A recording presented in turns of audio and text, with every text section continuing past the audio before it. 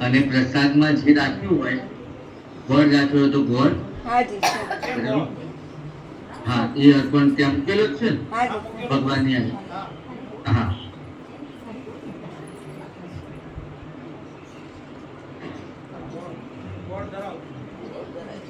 હા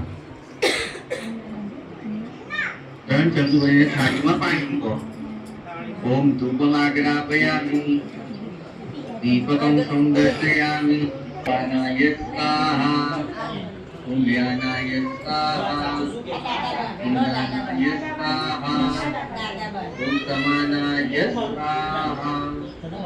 સકલાય જગદીશાય નારાયણ નળાશ્રી બાંધી દો બાંધી દે નળાશ્રી